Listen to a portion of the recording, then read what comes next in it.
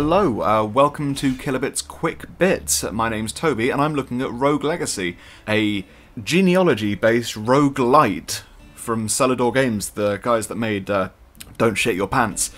In this game, you get to play as an entire family of adventurers as they attempt to raid a castle for some unknown reason. I mean, there's a plot in there, but the big draw is this, okay? I'm going to play as Sir Jacob V, the Spelunker. He has peripheral arterial disease, no foot pulse, and IBS.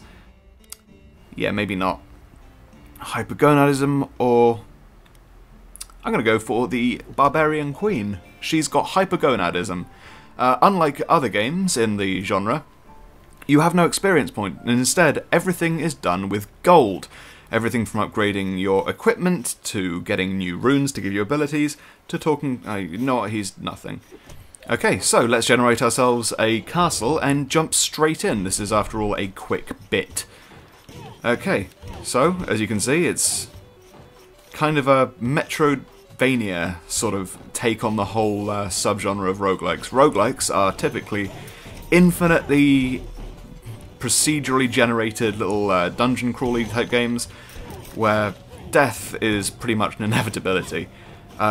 In this, death is an inevitability, but every time you die you play as your heir, which means that, you know, people have birth defects, and well, that lends itself to some very quirky gameplay. It's one of those quirky games, you know, the ones that feel like they're trying a bit too hard. But at the same time, this does it with enough subtlety that I'm not utterly sickened by every moment. In fact, it's a lot of fun. The platforming is dead on as well, as is the combat, which, you know, at times it can get a little bit tedious, but I mean, most of the time you're dodging projectiles and jumping on stuff and opening chests and getting gold. It's just a whole bunch of fun, really. If we take a look at the player cards, there's a whole bunch of stats, but they don't mean a lick compared to the actual player's skill, which is kind of a rare thing as far as roguelikes are concerned. I mean, usually they're all about sort of planning and knowing the game and thinking about what kind of weapons you're going to be specialising in, but in this, it's all about jumping on stuff, which I can definitely appreciate.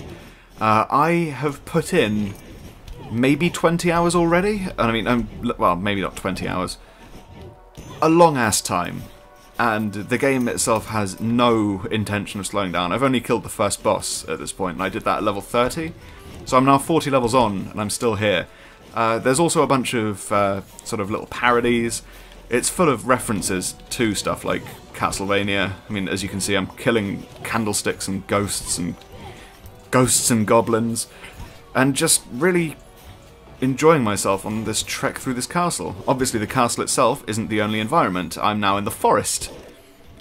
Each environment has a boss to it, which you have to defeat in order to get to the last boss, which, I don't know, it sounds like fairly standard platform fare. In fact, it sounds like the plot of Super Metroid, if indeed it can be said that that game has a discernible plot. I mean, obviously it has a plot, like it's a damn good plot, but it's more of an overarching narrative. Anyway, I digress. I'm killing plants with a sword. Currently playing as the Barbarian Queen, which means that I have a very familiar dragon shout. Oh, also, look at this sad-ass clown, okay? Sometimes you'll bump into bizarre things, which really make the game an awful lot more memorable. From throwing knives at targets badly. Wow, I'm really sucking at this. In fact, you know what? Just fuck you. Fuck you, clown. He's gonna now mock me. Couldn't even hit 8 targets. Good luck with the rest of the castle. Yeah, fuck you. Just fuck you, buddy. Barbarian Queen with hypergonadism, which means that everything gets knocked back. She's also got a knockback ability. Pharaoh Deuce. It's horrendous. Look at her with a little dragonborn helmet. I don't know. There are times when I feel like the humour gets grating, but at the same time, it hasn't really happened to me yet. Like, I'm not tired of the game.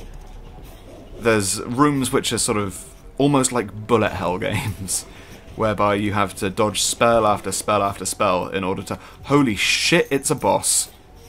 Man, I did not expect to actually find this. This quick bit might actually be kind of interesting. I'm going to lose. There's no way in hell that I can beat this thing. It's a giant pink skull called Alfred, I think. Oh no, Alexander. Oh, that's so kilobits. Okay, so... Fuck! When you start out, each heir is randomly allocated a spell. In this case, I've got the sides, which are kind of useless. Please don't hurt me, Alexander. Oh shit, here it comes. Okay, so I think it's pretty safe to say that I'm boned, so I'm going to start wrapping up here. If you like this video, this has been a Kilobits quick bit. I mean, you're already probably on our channel, and if you're not, you should probably head over there. youtube.com/thekilobits. We're on Facebook at facebook.com/thekilobits. Follow us on Twitter at thekilobits, and don't forget to like the video and subscribe, if indeed you did like it. I am so sorry.